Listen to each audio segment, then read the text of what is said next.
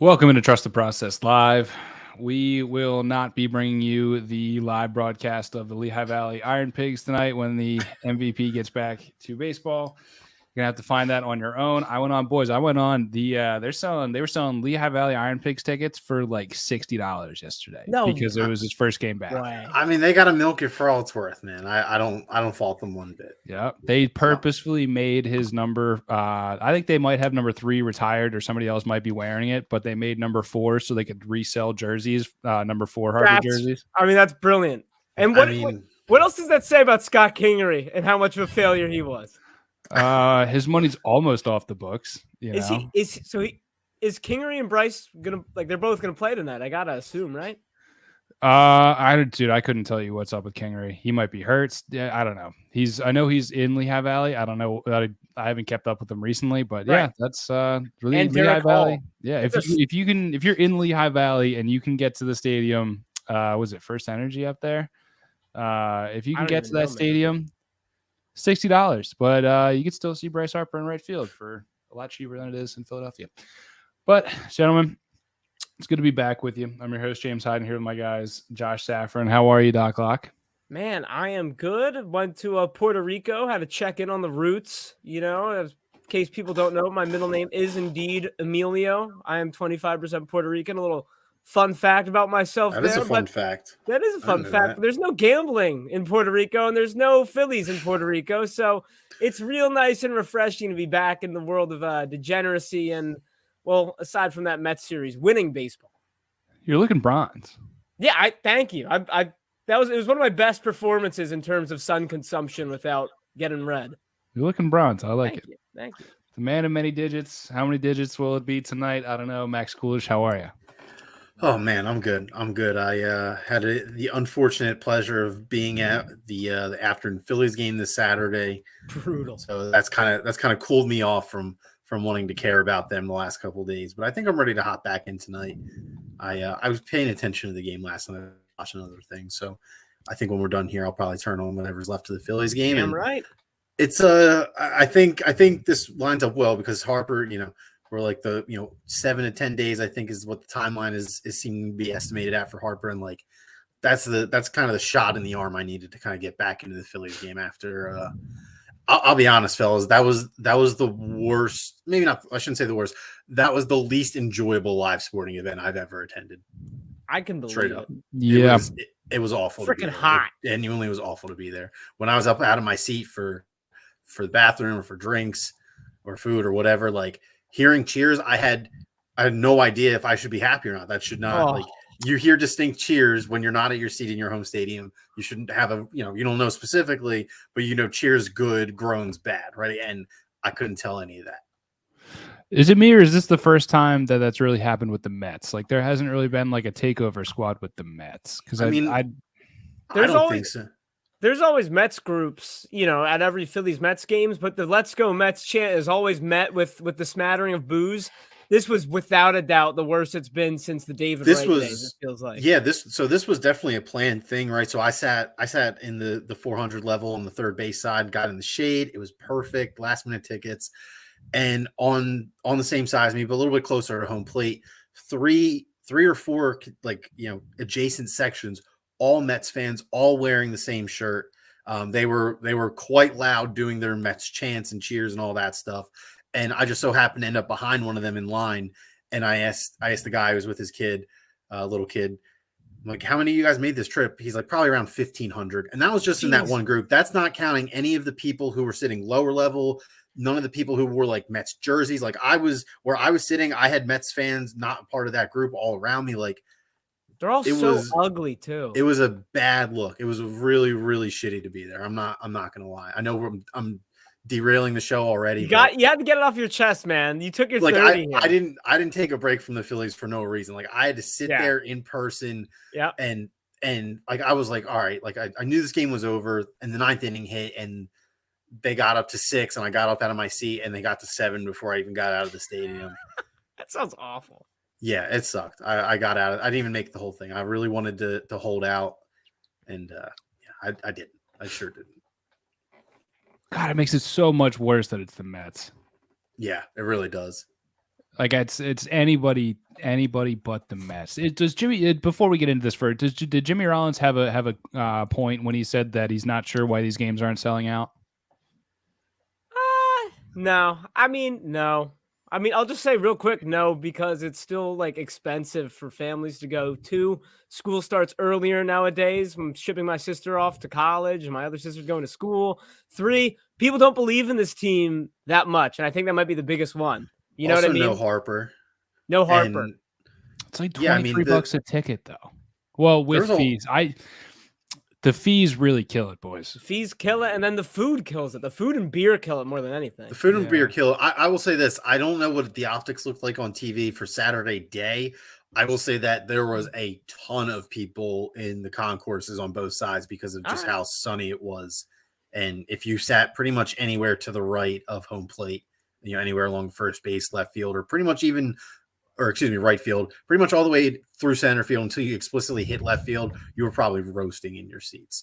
I was at a day game like 2 or 3 weekends ago, and the same thing. Like the railings that have like the bar tops, those are packed just because everybody doesn't want to be. People were hanging out like the bottom of the staircases up to the seats. Like every time I went down, there was just like a mom, I think like, a mom and like one of her kids were just like on the stairs the whole time. Yeah. Like, hey man, whatever. You're in the shade. I don't blame you, but well, I got to tell you, I have a new tradition because I was at the walk-off versus the Cubs, the Grand Slam by Harper. Okay. And I remember it because I was with, I saw a friend of the show, Andrew Saltunis there, a good buddy of mine. I was with my mother and my girlfriend and my girlfriend's sister at the time, and they were down, obviously. Was it 3-5 in the bottom of the 9th? And we were at Pass and Stowe, the beer garden. And I know it's a long story, but it's right out on the third base side. Yeah. And I remember it's 2 outs, and I look up and I'm like, you know what? Now, like, if he wins this, I got to see it. So we walk directly out, and I think that's 103 or something like that. Whatever section is like directly down. Like if you shot first baseline back through home plate and out, that section was where we watched it. So like I always end up either watching like a couple innings from there. It's a great place to watch a ball game. It is, really, man. As a standing room warrior, I frequent that. Yeah, that's a great place. But we're gonna stick with these Phils, and boys, this is tough because September and Phillies baseball in the past, I want to say 9 years. I think they've only had one winning record in September. That sounds right. So I mean, that's what happens when you don't make the playoff for 10 years, right? Like, right. The title of the show is Wake Us Up when September ends. And hopefully that we won't have to be following that mantra this year because, like I said, the MVP is coming back soon. And we're going to talk about why this season might be different. Okay. So Josh, tell me about this season, this 2022 Phillies team. Are they different? And if so, you got to tell me why. Yeah. All right. So you guys, I mean, it's no secret at this point. I'd say I make 96% of the script questions for the show. So when I come up with these, I have all day to mull them over. And this one I've been kicking around my head more than like your average question. And I think I've decided to choose the simplest answer. Good old Occam's razor for you, for the educated viewers here. Yeah, that's right. And what that comes to me, and this hurts, fellas, but I think it's the truth, is that there's one more playoff spot. I mean, that's really what the biggest difference is between this year's September and the last, I want to say 3 or 4 years, right? And I could tell you about how I think it's different this year, where you don't have guys like Carlos Santana and Aaron Altair to count on. And I do think that's a very big portion of it. But guys, I really think it's different because you have that third playoff spot. I right now, and I'm sure you two agree with me here, I expect October to come around and the Phillies to be in a playoff spot. But I will tell you guys confidently, if that third playoff spot didn't exist, we would be having a discussion about will the Phillies make the playoffs or not, and I'd be saying they wouldn't. If that to me is the main difference between this year and the last 3 years. And sure, there are other differences, but I think you can kind of scrap all the differences and bring it down to the fact that there's just one more playoff spot than there was the last few years. So I'm curious. I do have more to say. That's my big thing, and I wanted to hear what the two of you. I definitely don't think you're wrong, but like I think the Phillies in this case are kind of the perfect reason or the perfect example as to the reason why they added this playoff spot, Absolutely, right? yeah. Like think about it like this: if there's only 5 playoff spots, there's a clear before this Tatis suspension, there was a pretty clear top 4 in the NL, right. Yeah, and it just so happens that 2 of those 4 are in the same division as the Phillies. And correct me if I'm wrong, I believe they went 5-13 against the Mets in the season series this year, right? Like it's something pretty miserable, right? Now, like now it's 5-13. So that like those were their last games against the Mets. So I think the Phillies are a perfect example because they are clearly a playoff quality team. And I agree. But like if we're being realistic here, they're still a step below the top 4 in the Mets, the Braves. Well, I guess it's really just the 3 now: Mets, Braves, and Dodgers. Like maybe the Padres still, but I definitely think they're not as intimidating. Suck now. Yeah, they've been kind of stinking since this Tatis suspension for sure. So I think that you're not wrong that the Phillies, they'd be out because they'd be dealing with this, at this point, the second and the third and maybe the 6th best team in the NFL or NFL. Jeez, brains I know where Max's brain is. I can't wait. I'm not ready. I'm not ready to talk baseball right now. In the MLB. So my point is this: like this is exactly why MLB did it. The Phillies are a playoff caliber team. I don't think any of us expect them to do anything of note in the playoffs, but like I think we all agree on the other hand that it would be really, really freaking nice to break a 10-year playoff drought. Like I don't care if I get my face stomped in by, I don't want to say the Mets or the Braves because that would suck, but like I just need to get back to the postseason. I need everybody. I need everybody to just, get that little bit of hunger, like just to break the curse, essentially, just get it done and over with one step at a time. You got plenty of time to win with Bryce Harper, in terms of his contract length. So just, you need to get to the playoffs first, right? Like at this point, I don't think anyone expects more than that. And that's my goal. That's my one. This is the 4th best team in the National League that we're talking about. They have the 5th best record, and they're better than the Cardinals. So they won the season series against the Cardinals. And let me tell you who the Cardinals last 3, 6, 9, 12. I'd put the Padres 15, 18, 20. The last 20 Cardinal games in which they are their last 10, they're 8-2. Their last 20 games were against the Cubs, the Diamondbacks, the Rockies, the Brewers, the Rockies, the slumping Yankees, and the Cubs again. The Cardinals are frauds because they beat up on the NL Central literally all year. How are they not frauds? What did you see the last time the Phillies played the Cardinals? Banners, my immediate retort would be, I'm sure Cardinals fans are having their Trust the Cardinals live saying the same exact thing about the Phillies. looking at the Phillies' last 20 games about how they've beaten the Reds again, the Pirates. Like we just got killed by the Mets. Like, yeah. Right. I mean, we got killed by the Mets. We got killed by like the one good team the Phillies have played, I feel like, in the last month. Like, I'm not saying the Cardinals aren't frauds. I'm just saying the Cardinals and Phillies, to me, I would put the Phillies ahead of the Cardinals. I'm just not. That's my point. Why are you arguing? No, the point I'm making is you could say the same exact thing about the Phillies. But correct. Okay. If they didn't have the season series in hand. Right. All right. Now that's fair. Now that is very. I thought Banner's overall bigger point was going to be that the NL Central is way worse than the NL East. Yeah, well, that's where I'm going. Yeah, okay, the NL Central is god awful, and the Phillies have the season series in hand by a run differential of I think plus like 17 the last time I looked versus the Cardinals. Like that's, to me, there's no difference there. The Padres, I mean, dude, how do you get Josh Hader and turn Josh Hader into one of the worst relievers in baseball? Like it doesn't make sense to me. So I'm not sure what the Padres' next excuse is going to be on why they can't make everything come together, but we're looking at the 4th best team in the National League here, boys, with the Phillies. And I mean, I love to hear that, Banners. I take your baseball word as gospel, so I love to hear that.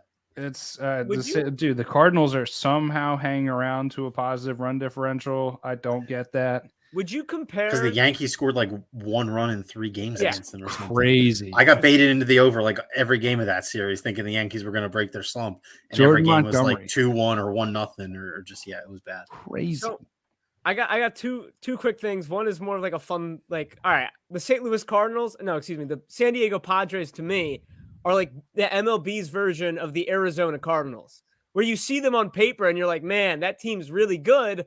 but I'd still put the Eagles over the Arizona Cardinals, and I'd still put the Phillies over the Padres, but only on like vibes. If that is that allowed? I would have allowed it if you said on double what you're experience saying. weekends in Call of Duty. Say it, Banders. I get what you're saying. I'm not Right? sure if it feels like the Cardinals. You know what? I actually like that. Yeah, because Okay. they're like it's Thank unproven. It's a stacked roster on paper. Right, I get it. exactly. Yeah, I get the You're like- principle of what you're saying. I'm trying to.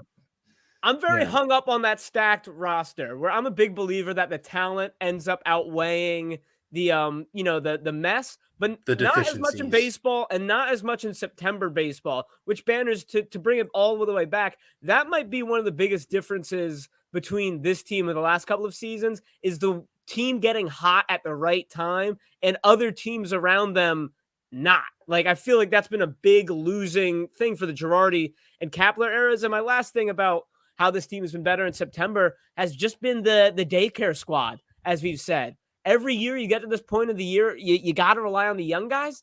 And Bryson Stott, man. I mean, Bryson Stott has finally, it's not flashes anymore. It's a day-to-day. He's a legitimate MLB middle infielder, third baseman, whatever.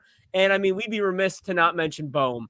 Like, I think we forget that this guy wasn't going to be He's the best part of the Phillies season to me. This guy wasn't going to be on the highlight of the Phillies roster. season, I should say. He's the best bat on the Phillies right now, without a doubt about that. I think he's the best thing that's happened to this team. Castellanos has a 12-game hitting streak, boys. What did I say? I got a week left to cash it. I need it. I got to tell you, I am worried though. Just looking at the strictly numbers based, not how we feel about the teams overall, but I mean, this season is really frustrating to me because of the runs that the Phillies have gone on.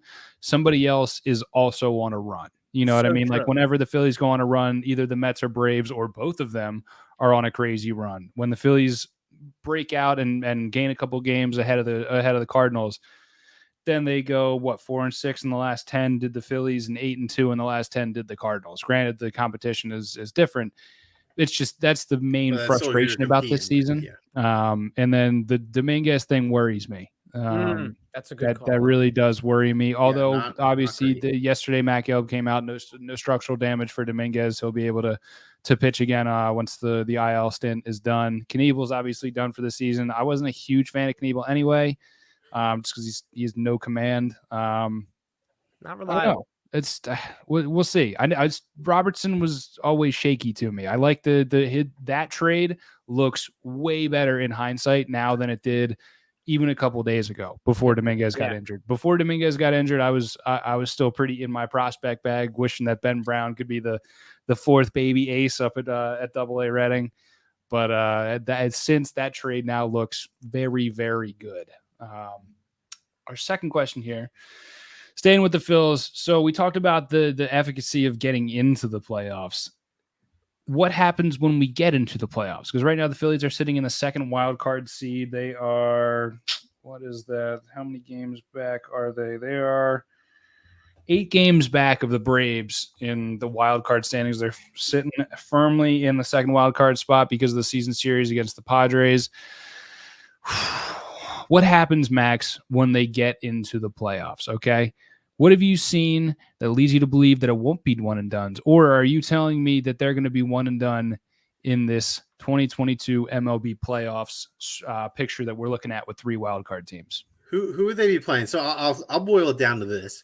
I'm confident the Phillies will not go one and done as long as they don't play an NL East team.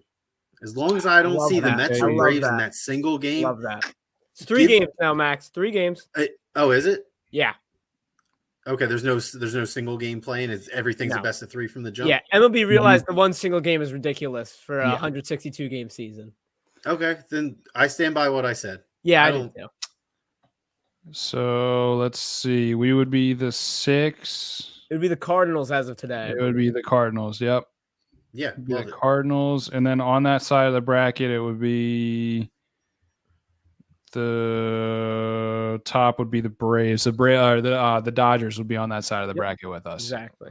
Okay, we'll probably get pumped by the Dodgers, but that's okay. I'm all right with that if that's how it goes. So you think they can win? I mean, obviously, I don't need to offer my opinion. I think they can beat. We just spent the last 5 minutes saying the Phillies are better than the Cardinals, right? Yeah. So we got nothing else to say. Josh, I'm worried here though. I don't know if you also are believing that they're not one and dones. Are you telling me that this Philadelphia Phillies team that you're clamoring to watch every night is going to be a one and done team? No, man. Okay. Look, I 100% agree with Max, by the way, and I think there might be some I don't know, the opposite of bias, in the sense where all the Braves games seem ultra painful this year. Whatever the Phillies' record against the Braves isn't as bad as it feels. I'll have to pull that up later. But it just I feel like they're probably around bad. 500 against the Braves if I had to just stab at it. Yeah, but I bet the run differential is a bit wonky or something like that. But I guess so. I believe in this Phillies team to not go one and done for one reason, and that reason is the guy who's on the bump tonight, Ranger Suarez. Wow. I said it a little earlier this year, fellas, and I'll pat myself He's been different on the back. post All-Star break. I said post All-Star break, bless you, Banners. I said post All-Star break, if this team wants to ramp it up a little bit, you're going to have to see, and I prefaced it by saying he doesn't have to pitch in the ones in the ERAs like last year. Since July, Ranger Suarez's ERA is 1.01, and it looks like he got out of the first inning pretty clean. So Ranger Suarez's ERA since July is now below 1. Fellas, that is unreal. That is Cy Young. If they had a Cy Young award for the second half of the season, Ranger Suarez would be getting votes. He'd be coming in the top 3. NL's second half Cy Young. Ranger Suarez we'd be talking about betting on Ranger Suarez to win the NL second half Cy Young award. So if you split games 1, if you win game 1, lose game 2, Nola comes out there as a stinker start game 1, Wheeler comes out there, saves you game 2. I'll take Ranger Suarez's sub 1. You think they're throwing Suarez instead of Syndergaard? Absolutely, man. You'd have to be crazy to throw Syndergaard in that game 3 right now, in my opinion. If you want to get into that, we can get into that. We'll save that. We still have a month more of Philly stuff to talk about, so shelf that. Now, I will say Phillies are 4-0 in Syndergaard starts. I know. But, I mean, Banners, you watched him last night. He was generating soft contact. I feel like if you're a real baseball watcher, you watch that game and you're like, man, I don't know if that's against the Dodgers. I don't know if that's against the Mets, how that pitching's going to work out. You never know what sinker ball is. You really don't. To get back to your Braves, they are 9-11 versus the Braves, so not as bad as you would like to think. The run differential doesn't. It feels more like a 7. But it's 7-13. I know it's still a 450 winning percentage against the Braves, who are, let's not forget, the reigning World Series champions. Absolutely. So never know. Now I will say, if Banners, if you didn't have a point to make, I'm just playing devil's advocate here, and Digits, I'm kind of this is kind of a nudge at you. I am terrified of Aaron Nola. I will say it right now. I had faith in him, and I really wanted to believe. And it's just one of those things where it's how am I supposed to believe that what I've seen the last 3 years is all of a sudden going to change? I want it really bad, but it was his last start. The wheels feel like they're starting to come off, and that's my biggest point of worry come the wild card playoffs. Max, let me tell you what I'm worried about, and I want you to tell which of tell me which of us is you identify with more. So Josh is worried about Nola, which I don't disagree with. I think a lot of people. He does. September is the worst month of his career statistically. Yeah. It has. So what I'm worried about is I almost kind of don't want to say it. I'm worried about Bryce Harper returning. Oh no! Oh no! Banners, you had such an easy layup, and you're making me pick now. Yeah. Let me state your case, please. Sorry. So most of what the Phillies did under Rob Thompson was without Bryce Harper. Yeah. Most of what the Phillies did under Rob Thompson was with Derek Hall up here taking up a lot of the DH spot. Obviously that you would make that trade 1,000,000% of the time. Bryce Harper as your DH over Derek Hall. Team chemistry, boys. It's something and obviously I'm going to take this situation 100% of the time. I'm going to put Bryce Harper back on this team, but I'm worried that a tenuous situation right now at a second wild card spot, if it takes a little bit for Bryce to come back, and we'll see how he is swinging the bat, it's tough. It's a tough spot to come back. It really is. Yeah, I mean, there's no disagreements there, but I still think I guess I mean, I guess I have to side with Josh, right? Like you put him in a tough spot. You put me in an corner. impossible spot. You really did. I guess I have to just go against everything I try and stand for and side with Josh because I get where you're coming from, and it is the ultimate devil's advocate, but I just can't agree with it. I just can't. Like Hall has cooled off. Hall has cooled off mostly this month. Like Hall is mashing against lefties. Yeah, I mean that's the other. He's young though. Like he's going to be a good MLB hitter.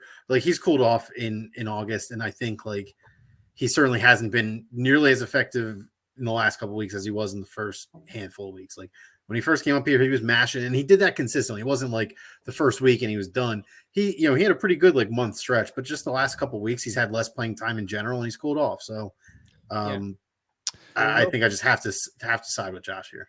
Has Hall reevaluated? Quick yes or no, both of you. Has Hall changed how you feel about bringing Rhys Hoskins back next year? Absolutely. Wow. I don't know why I'm shocked by that.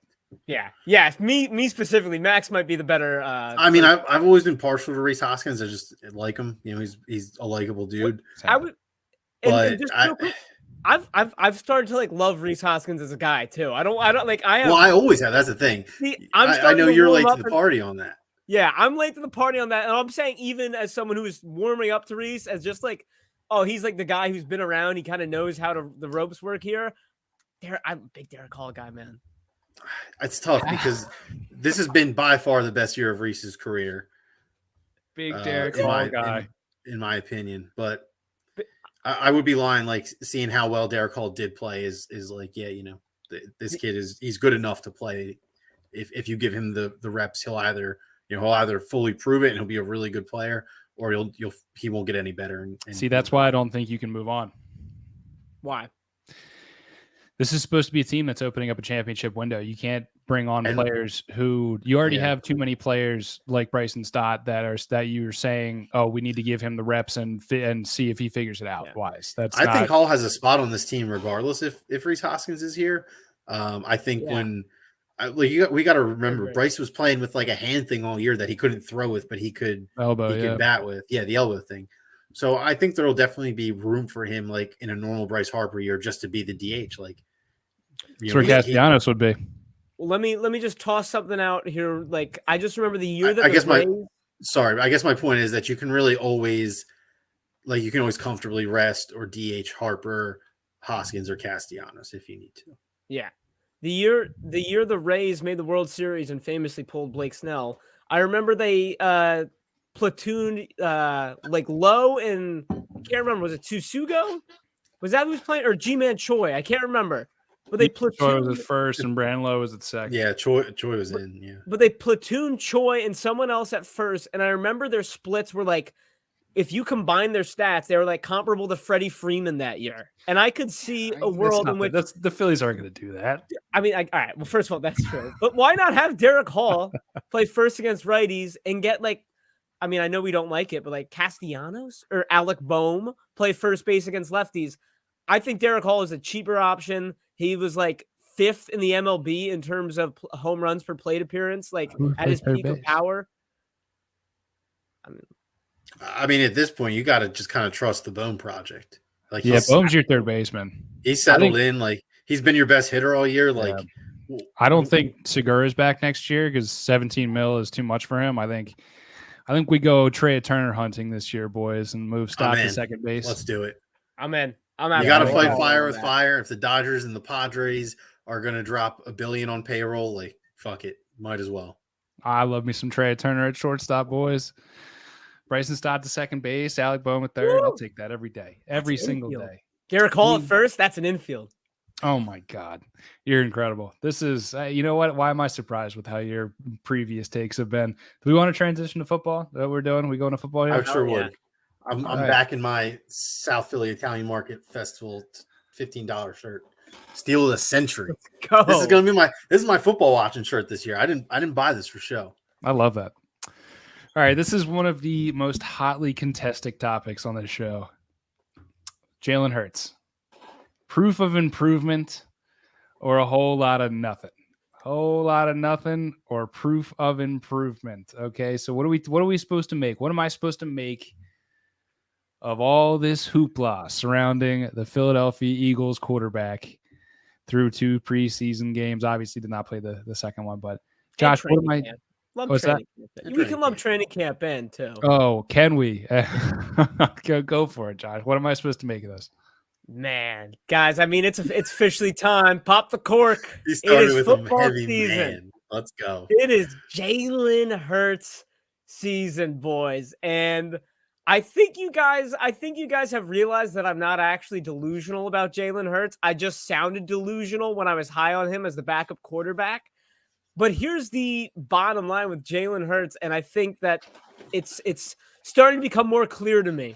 He has a very small, floor ceiling, in my opinion, for this upcoming season.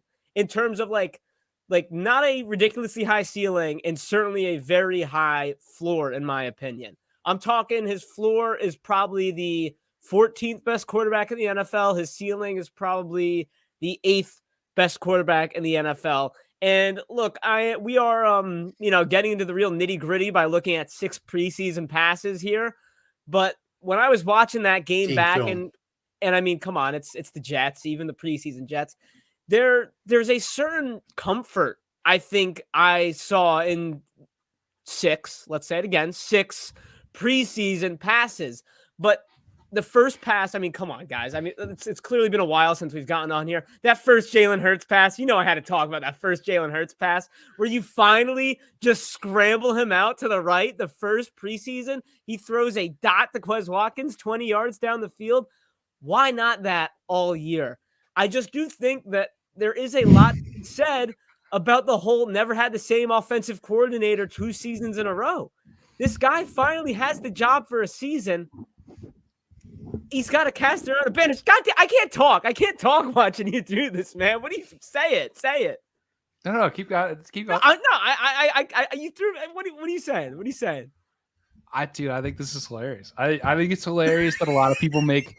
I think this is hilarious that a lot of people make a lot of money talking about the NFL before games that these games shouldn't be happening. If it wasn't putting even $1 into people's pockets, these games wouldn't be happening. It would just be a whole bunch of joint practices. Preseason means absolutely nothing. It used to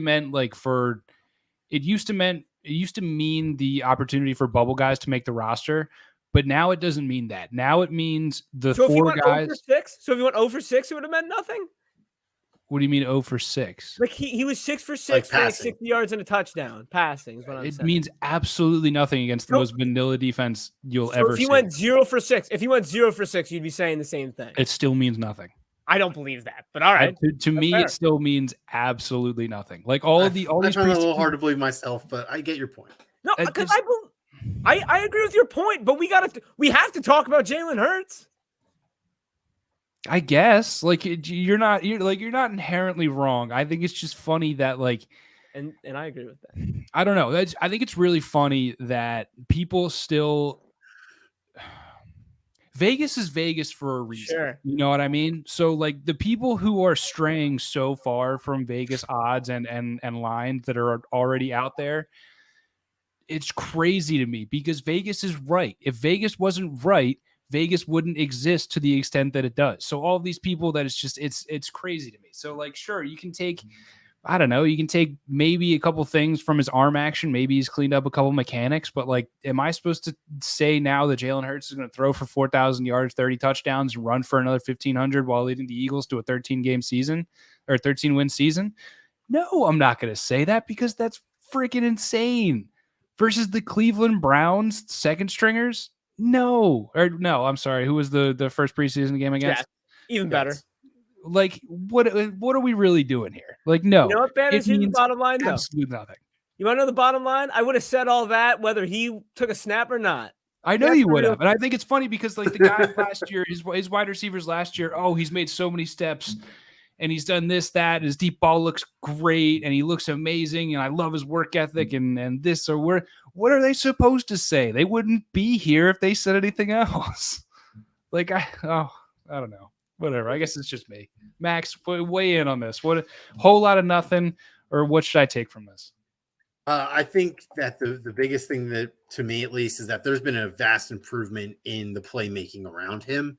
I think that AJ Brown is is an elite receiver. I think he's, I stated this multiple times. I think he's a perfect fit for this Eagles offense. I think that I'm open for the first time in my life to maybe hearing legit conversations that Dallas Goedert can be a legit tight end one, a legit top tier, maybe not necessarily Mark Andrews or Travis Kelce, but a legitimate tight end in both the receiving and the blocking game, a guy that's going to play, 62 of 64 snaps. And the only reason he's missing 2 snaps is because he's winded from busting a 30-yard gain, a play before. And breaking. I think I'm ready to have this. Yeah, exactly. Like the last guy. I think that I'm ready to hear those conversations. I think that I think the Eagles have made a huge step up in terms of offensive personnel. I think that Kenneth Gainwell is due for a big year as well, like both running and receiving. I think that he's going to be. I'll say this: Miles Sanders has been pretty tongue in cheek about like, hey, don't draft me. He's a backup. Who? Sanders. Or Gainwell? Oh, Sanders is a running back too. It's kind of starting to feel like that. At least maybe not at first. Maybe not in pure 1st and 10. We're clearly running the ball here situations at first. But I wouldn't be too surprised if that differs at some point in the year. So I'll leave it at this. I think that the biggest thing for me is that there's been a vast improvement in the players around him. So naturally that will make his players better as well, because let's be honest, the Eagles did not have a very explosive offense last year. And ultimately, I think that's going to make his play better. Whether or not that's as good as it could be with a different quarterback is yet to be seen. But I think you'll at least see a passing statistical progression and maybe a slight cut down on terms of like red zone rushing touchdowns. Well, I mean, you better. That's the bottom line. I mean, you better. Yeah, I mean, you're not wrong. Like you have two guys who can be elite red zone targets. Like that's usually all you really need to score on passing plays in the red zone, honestly.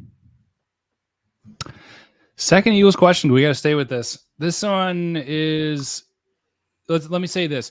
This one was seeming to be more clear cut before the last week of practice in the last preseason game, because it seems like the wide receiver core for this Eagles team just gets deeper and deeper by the day. I mean, like Deion Kane boys came out of like, not even like Deion came from like a different zip code. Like that's like out of nowhere. This guy looks like he could be a good part of this, a good part of the bottom of this wide receiver core. So the often maligned Jalen Reagor.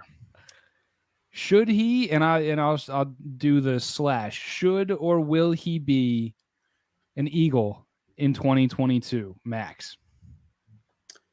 I think trade him, honestly. Like it just feels like it's always been kind of inevitably leading to this point. Like trade him while he still is on his rookie deal, and you can maybe get something for him. Like there's always a team out there that's like, maybe this guy doesn't stink. Maybe he just needs to change of scenery. Maybe he needs a different scheme. Maybe he needs this kind of coaching, whatever it might be. There's always a team willing to take that chance. And at that point, like, wouldn't like a 5th round pick next year or a conditional 4th, like, wouldn't that do more for you than a 5th string receiver who maybe isn't even going to be on return duty? Wow. Trading, in my opinion, trading Reagor, in theory, ultimately nets you a spot for a dedicated return man. Like that's the one thing I think at this point the Eagles are missing. They don't have, from what I've seen, special teams has not really been any better than it has been the last couple of years. I think they're missing a guy who can, be a difference maker in the return game.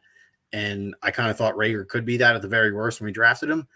Doesn't seem like it's happening. So, why let him be here when Kane shows that he, has shown that he can be, potential effective 4th option. Then if you want to carry, a real 5th receiver, have him split return duties. Like, I know this, I know Allen isn't, I forget his first name. Devin Allen. Yes. Thank you. I know Devin Allen isn't exactly, a route running technician, but you don't really need that from your 5th wide receiver, right? Like if he's out on the field, he's probably not doing something very complicated, or maybe he's catching a kickoff or a punt and he's running as fast as he can towards the other end zone without being tackled. Like, you don't need your 5th receiver to be anything more than a warm body who's a threat with the ball in his hand. Josh, what do you think? Jalen Reagor. Well, okay. I think he will be on the team. Like, I just don't think that there's a way the Eagles, whether it be Sirianni or whether it be from the people above Sirianni, that are saying, look, Jalen Reagor, we drafted him in the first round. I'm sorry, but you can't just cut him. If we can trade him, we can trade him. I don't think they're going to be able to trade him. And then I think they're going to have to at least have him on the roster for the start of the season. Should he be on the roster, on the other hand? I mean, like, absolutely not. Did the Eagles, like, do any teams take 6 wide receivers? Because not even the Rams. Yeah, Not so really. it's so tricky, man, because this is the first time in forever they actually, could have 6 receivers. I'm just real quick. Brown, Devontae, Quez, Pascal, Reagor, then pretty much. That would be your 5, correct? I'm not forgetting someone, am I? Probably be Kane over Reagor on that last spot. Right. I mean, for us, for the 3 of us, I'm saying I'd put Kane over Reagor. Yeah. Mm-hmm. I'm just saying I'm not sure that that's going to happen because, like, guys, like, what does Jalen Reagor do well? What has he even shown a flash in the NFL of doing well? Speed. Not even.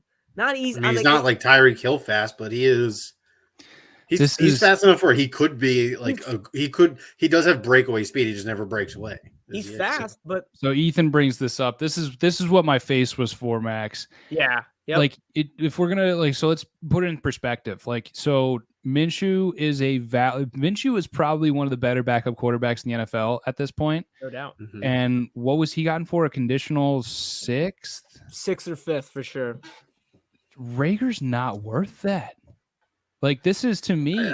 That's different. I mean, Minshew was an undrafted guy on a bad team. Like I said, Reagor was a first-round pick 2 years ago, or I guess 3 years ago now. I think no team is in any hurry to get Reagor. They're like, we can trade you a 7th round pick for him, or we can wait a calendar year and just pick him up, or wait for him to go in your practice squad and then just get him for free. Let me tell you who this reminds me of: Laquan Treadwell. Not a bad shout.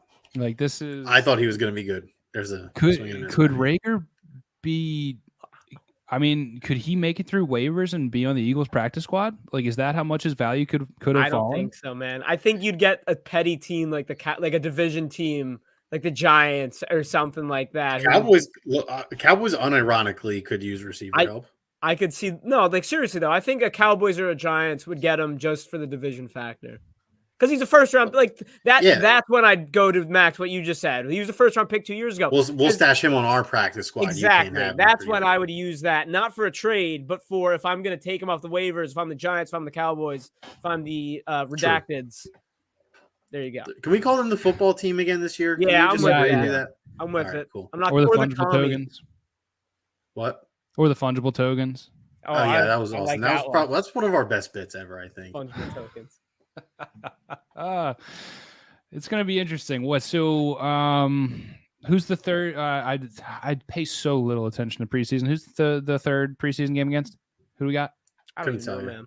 Yeah, that's where we're at.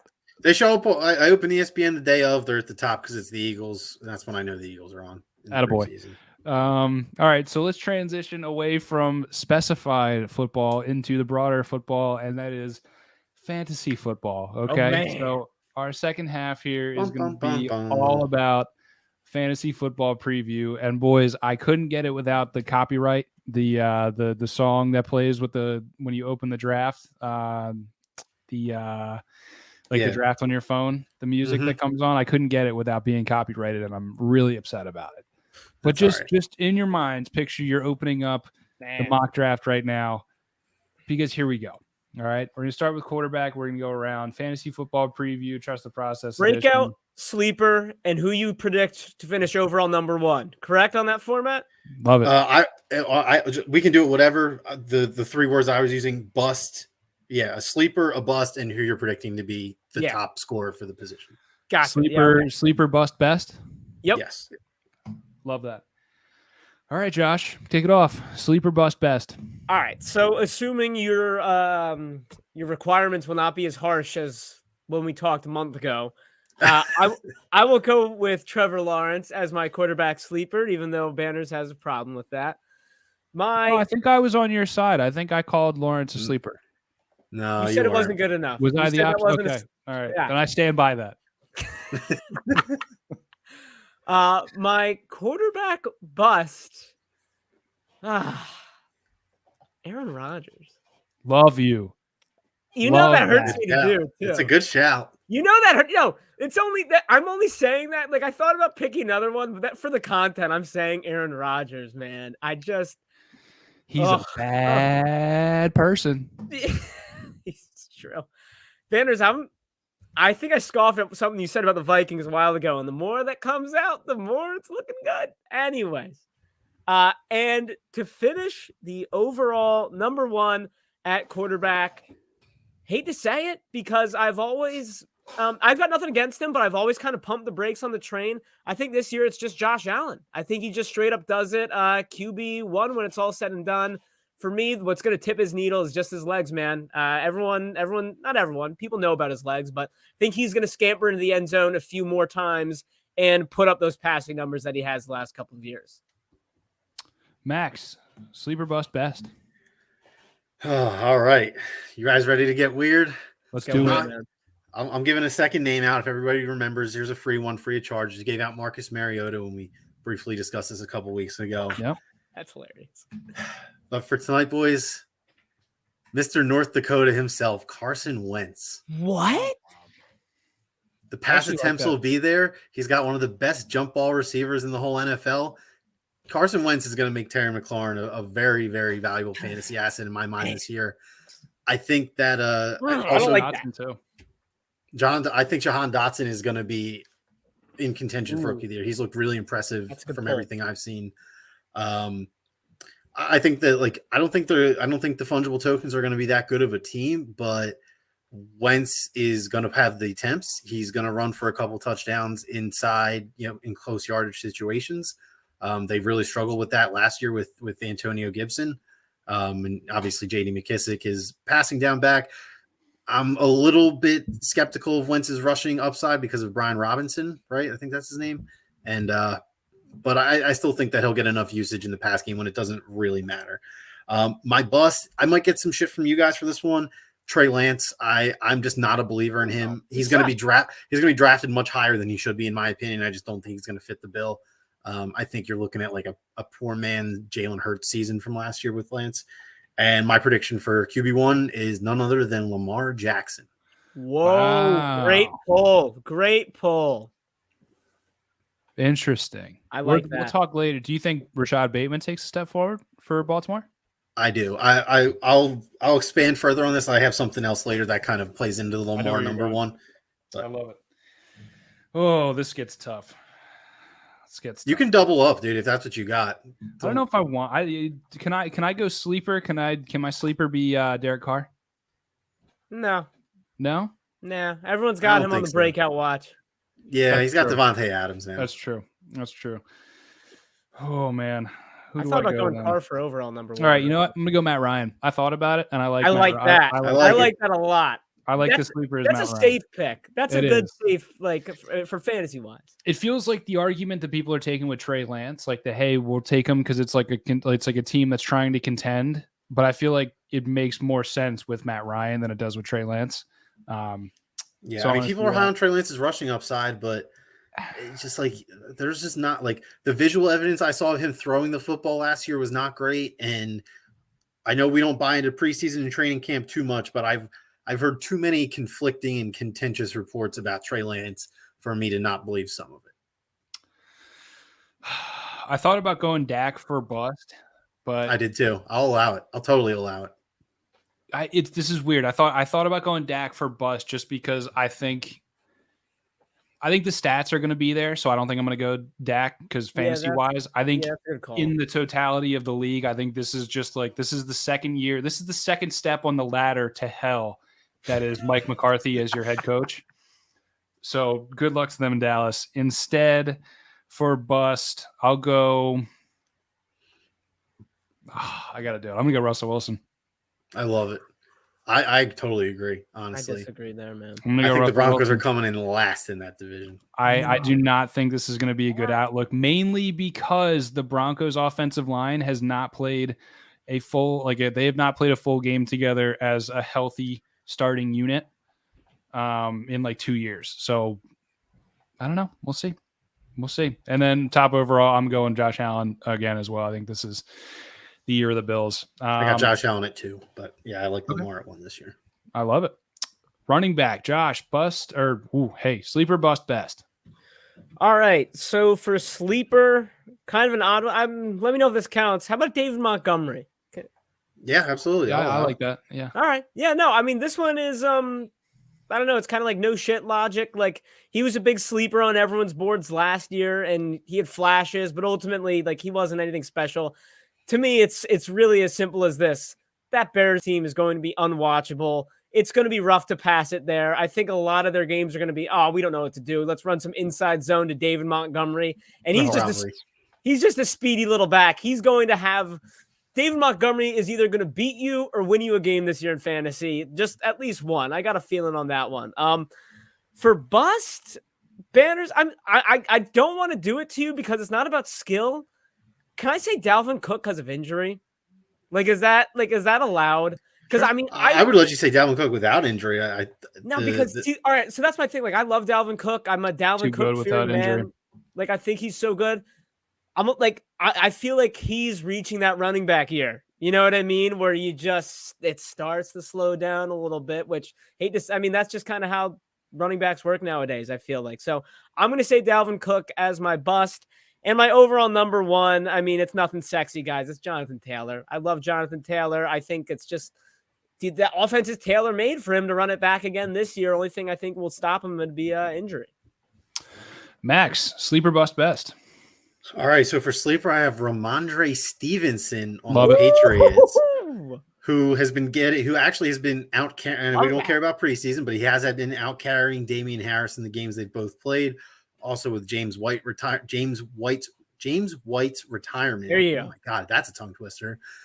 Stevenson, in my unprofessional opinion, seems best suited to be the lead receiving option out of the New England backfield this year. Yep. So I like him a lot as a sleeper. My bust, I'm going with Najee Harris. He is not seeing 110 plus targets this year. It's just simply not happening. The Steelers' offensive line is just as bad as it ever has been. It was just as bad as it was last year. And I think the fact that the Steelers really hit on George Pickens, I think we're going to see a lot more, especially, and also with Mitch Trubisky as a quarterback, I think we're going to see a lot more Mitch under shotgun, 3 receivers, and Najee Harris in the backfield with him under shotgun. So I just think that the usage, which got him to I think he finishes like RB6 or 7 or something like that last year, depending on your format. I don't think the usage is going to be there to pump him up that high because he was incredibly inefficient on his overall season. And keep it simple. Number 1 running back overall, Jonathan Taylor. Yeah, dude's the best runner of the football in the league. Good Gets to run behind. Yeah, will catch. I think Nyheim Hines is always going to be a thorn in the side if you're a Jonathan Taylor owner, because Taylor could legit get 25 touchdowns every year, but Nyheim Hines always has at least one game where he scores twice, and he'll have a couple of receiving touchdowns as well. But I mean, Taylor has one of the best offensive lines in the league in front of him. He has a much smarter quarterback than he did last year, so he's going to have more drive opportunities to go all the way down to the red zone, where that's where you want your running backs to be getting the touches, is inside the 20. So don't overthink this one, Jonathan Taylor. All right, here we go. This is going to get weird. Let's do it. I love getting weird. Yeah, let's get weird. My sleeper is going to be James Cook in Buffalo. I can see it. I like this. That's a nice little. I don't think Singletary or Moss has done anything to warrant even close to a 3-down roll. And I think Cook he's really good running instincts, but also he can catch the ball better than both of them out of the backfield. So I think that gives Buffalo less pieces to manage. It used to be like, if Buffalo could have a running game to complement the pass attack, it would put them in another stratosphere, but they never could really figure it out. So I think they hand off the 3-down roll to James Cook probably around week 4 or 5. So I think that's a sleeper for you.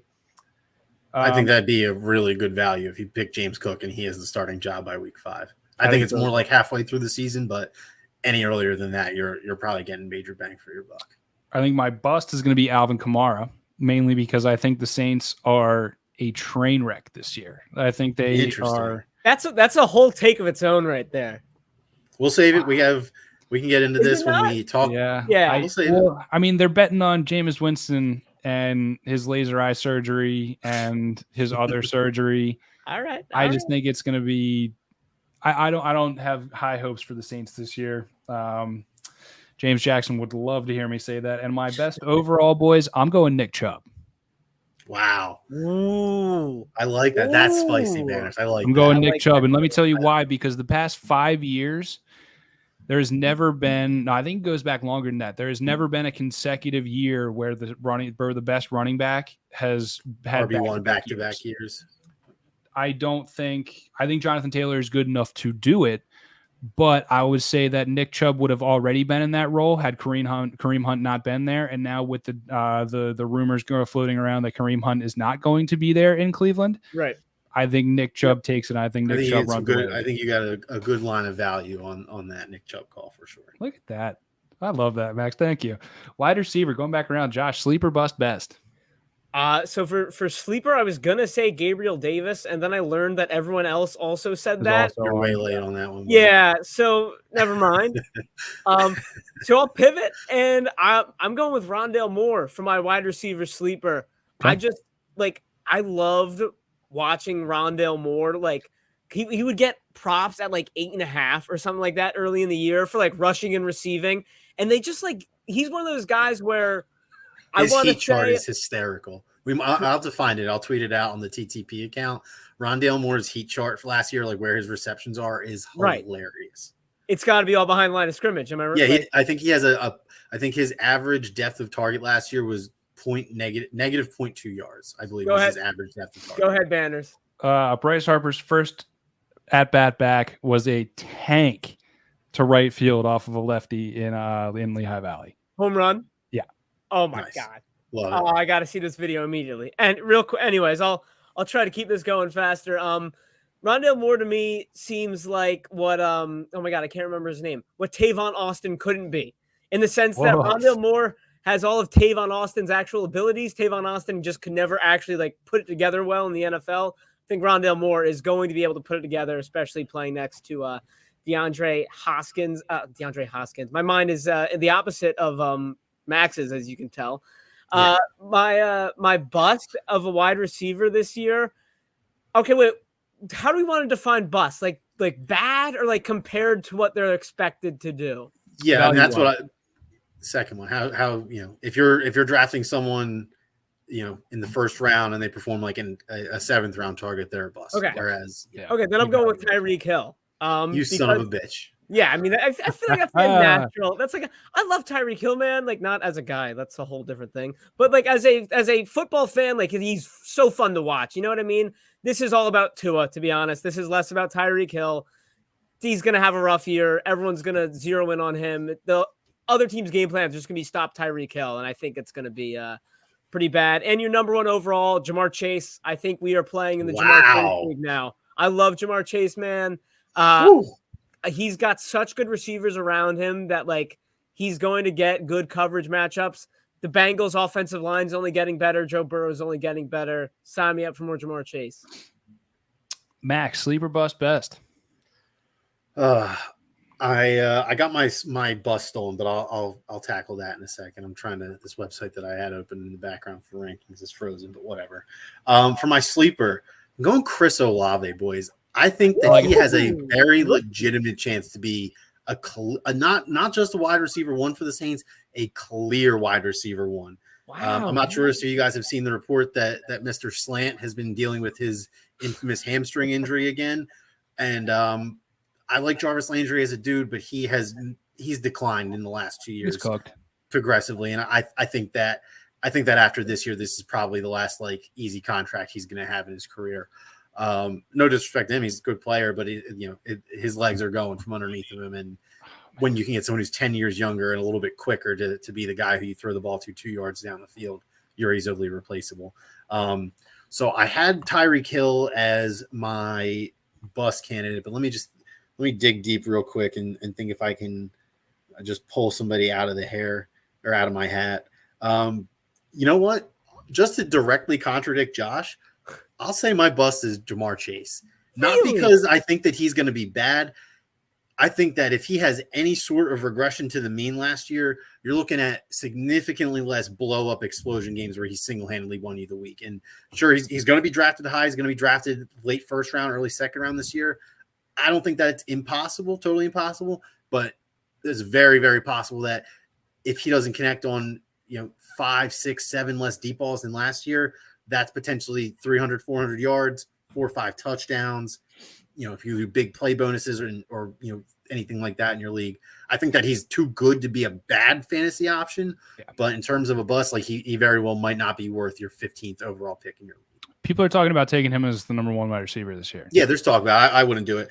I wouldn't. Banners, me and you, handshake emoji on this one. I already know it. Justin Jefferson is the easy number 1 receiver this year.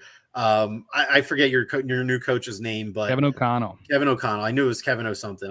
I wanted to say Kevin O'Donnell, but I knew that wasn't right.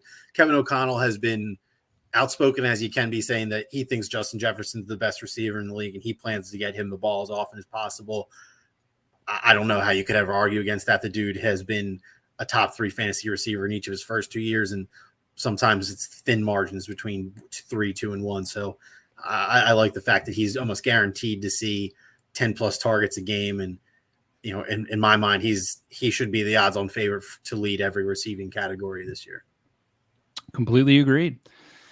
I'm going to go 2 sleepers here, mainly because I want to give my guy KJ Osborne a shout out in Minnesota, just because they're going to go 3 wide. I agree big time on that. A lot more now. And KJ had a great year last year as a seldom used 3rd wide receiver. I think he has big upside for where he's going to be taken, because boys, this is somebody you could get in the 8th round. Like he's not going to be taken early. My other sleeper is going to be Brandon Ayuk, because it's a great shout, Banners. That leads directly into my bust, which is going to be Debo. Yep. Really? Oh yeah. I don't believe I thought about it. Debo is going to be my bust here, because I just don't look. Teams are going to be keying on Debo Samuel now. They really are. And I don't trust Trey Lance to throw him out of it. I really don't. I'm with Max on this part so far. And if anything, what preseason has shown us, and more of the joint practices, is that Trey Lance likes Brandon Ayuk a lot. So that could be a sleeper and a bust right there. And then my best, it's Justin Jefferson, man. This is like he's being put in the same spot that Cooper Kupp was last year. And Justin Jefferson has more raw talent than Cooper Kupp. He might not be a better route runner right now, but if he's not, he is only a half step behind Cooper Kupp. He makes up for it with speed and being bigger and having a higher for it with raw natural ability that he has way more of than Cooper Kupp. He's a transcendent talent. He really is. So it's going to be nugget for the road, Banners. If you play full point PPR, you should be heavily considering Justin Jefferson at 3. Oh, easily. I mean, he's going to be. I'm not saying to take him. That might not be your style. I'm just saying if you play full point PPR and you're not at least considering Justin Jefferson at number 3 overall, then you're not drafting. Right? Not me. Have you guys shifted to the double wide receiver strategy yet? What do you mean? I just do whatever I think is best on a given year. Interesting. All right. I try not to tunnel vision too hard. Oh yeah. It also helps that I never know my I do one in-person league, and we do our draft selections literally less than 10 minutes before we start. Mm-hmm. We do our picks, and then we give enough time for anybody who wants to trade slots, and then we go. And then every other league is online, which auto generates an hour before. So that's not really my style anyway, to be the kind of guy that's like, oh, I have the 8th pick, I'm going to try and mock draft the first 4 rounds and see what the best team idea is. I've never been like that, but I think it only accentuates it by the fact that just how the leagues that I'm in are run. Interesting. All right. Also, by the way, another shout out, Phillies related. Tyrese Maxey is in the building at Citizens Bank Park. He's on the broadcast right now, getting man of the people vibes. I got a text that he already knew about the Bryce Homer and is talking about it. People want to trade that guy for Kevin Durant. Crazy. Well, that's drama we don't need to talk about. Well, we don't need to worry about that anymore, because the Nets called Kevin Durant's bluff. Over and done with. Tight end, right back around. Josh. Sleeper bust best. I'll start speeding things up here. Sleeper Evan Engram. Love that change of scenery for him. I've always loved his package as a tight end, receiving tight end. He's been screwed by bad quarterbacks his entire career. You already heard my sleeper for quarterback is Trevor Lawrence. This seems to go handshake right there. My what's next? Oh, sleeper. Okay, so I'm gonna go Travis Kelce, but I still think he finishes like a top 5 tight end at least. Like, I'm only saying this because he was going in the first, second round last year. He still had a pretty good year. He finished like. No, he had a fantastic year last year. This is just back to the Tyreek Hill thing for me. I just think defenses, it's going to be so much more obvious that Travis Kelce is like the main receiver now for the Chiefs, and I really think that's going to take a toll on like his fantasy numbers, just straight up. Like I said, I think he's going to be a great tight end. I don't think he's going to be finishing 1. I don't think he's going to be, all that he's chalked up to be. And it's a boring number 1, man. It's Mark Andrews. I mean, it's just. How can he not? Like, I thought about trying to spin it for him to be a bust. And then by doing that, I was like, oh my God, it's Mark Andrews. He's going to be the number 1 tight end this year. So there's my tight end. I was really tempted to say something about Dallas Goedert, but I'm just going to chill on that until I see some NFL games. Max, sleeper bust best. For sleeper, I'm going to go with Tyler Higbee on the Rams because to start the year, they're going to have Cooper Kupp. They're going to have a new acquisition, Allen Robinson. But after that, I guess Van Jefferson's pretty good. I don't know. I think that Higbee is just in line for a little bit more of a commanding role this year. I know it's tough. I don't really love the sleeper tight end options, if I'm being totally honest. But how could you? I think you can take a gamble on Higbee. If you're really desperate. For my bust, I'm going to go back to the Dolphins, go to Mike Gesicki. I got a little stat for you guys. So far this preseason, Gesicki has played split out from the line of scrimmage less than 9% of the snaps he's played, whereas in the last 2 seasons, obviously much different sample size, Gesicki played split off the line, I believe, at an 82% clip. So there's going to be a pretty big difference in how Mike McDaniels is using him compared to how Brian Flores was. So people are going to see the name. They're like, oh, Mike Gesicki's a pretty good tight end. And he's not. I don't think he's going to be this year. And then number 1, tying it back to Lamar's QB1. You don't get to QB1 without a little bit of help from other playmakers. I think Mark Andrews is the clear tight end 1 this year. I do like Rashad Bateman, as we kind of teased earlier, Banners, but there's some, Mark Andrews has been Lamar's favorite target since he took not even the starting job over, basically from game 1 when he came in his rookie year. Mark Andrews has always been his go-to guy. So if they both stay healthy, I just, it's very rare you can just identify such an easy funnel like the Vikings with Justin Jefferson, which is why I think he's an easy number 1. Lamar and Mark Andrews should be another pretty clear funnel situation, right? Like I think that both gives them both incredible ceilings. So that's who I like as my number 1. So my sleeper is going to be Hayden Hurst with the Cincinnati Bengals with the vacation. Like Uzoma's gone. Yep, with CJ Uzama, who was a very, very big target for Joe Burrow. With him being gone, I think Hayden Hurst was a first-round pick. Let's not forget. Sure was. Yeah, he was a first-round pick. So there's talent there that has been forgotten. I think he fits in pretty well with what Zach Taylor and Joe Burrow are liking to do over there. So Hayden Hurst, keep an eye out for him. You can probably get him later middle rounds. My bust is going to be Darren Waller. I just don't think he's approaching 30. He gets hurt a lot. And I think the Raiders they definitely don't want to pay him after this year. So I think it's time they start shifting the focus away from their former star tight end to the growing crop of really good wide receivers that they have out there with Renfro and then Adams and all that jazz. And then the best, dude, it's if we're talking about funnels, come on. You get rid of Tyreek Hill. Where else is Patrick Mahomes going to go every single time more than he already did? Everyone knows it. Which is to already the best tight end in the league, which is Travis Kelce.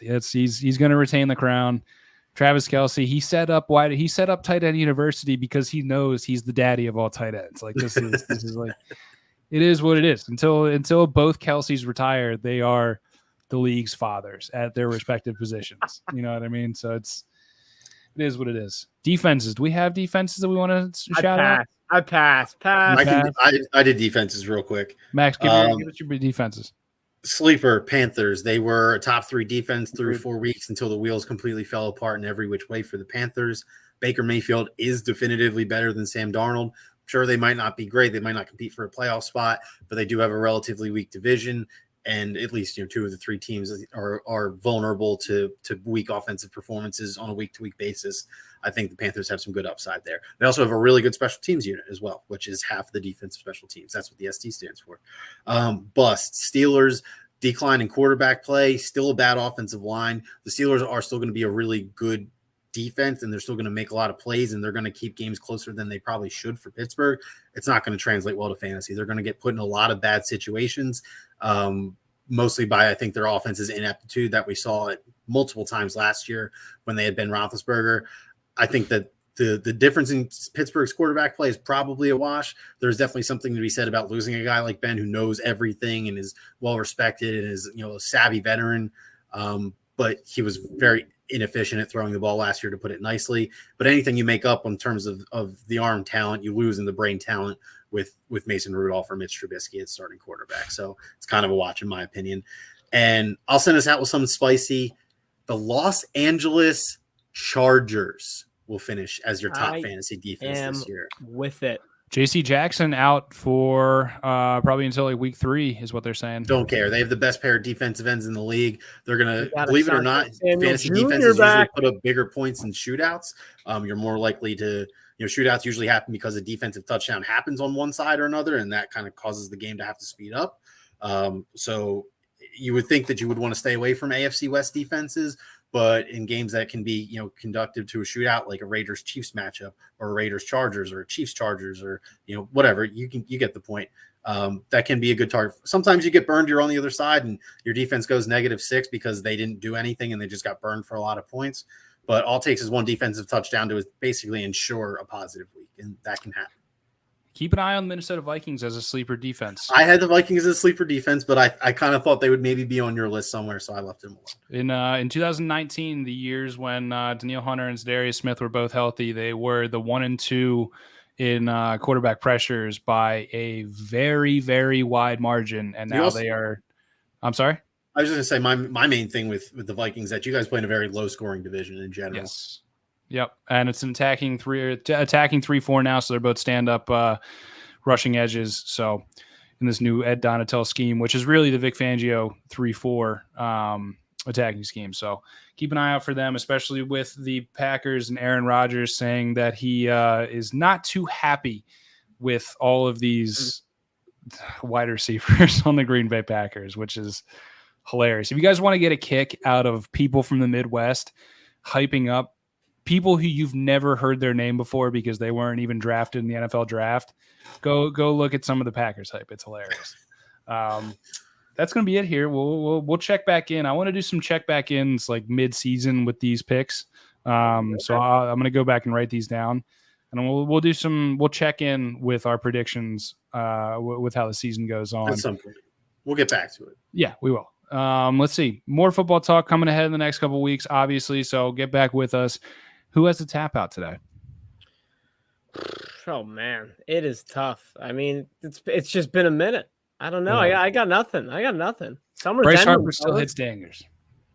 Bryce Harper still hits dingers. Yeah, there's too much to talk about for me, so I'm not going to say Me too. I agree. We've been going on for a while. I'm going to take a nice deep breath, and we'll tap it out next week. Love that. All right, everybody. If you're not with us live, you can catch us wherever you get your podcasts, Apple, Spotify, Anchor, anywhere in between, blah, blah, blah, podcasting. We are brought to you by My New Philly, where something's always new. Everything's always Philly. We'll catch you next week, everybody. Try and enjoy the slop that is preseason football, and definitely enjoy the Phillies getting no hit right now. 17 days until Rams-Bills. 17 days. I love that. All right, Philly, we'll catch you next week.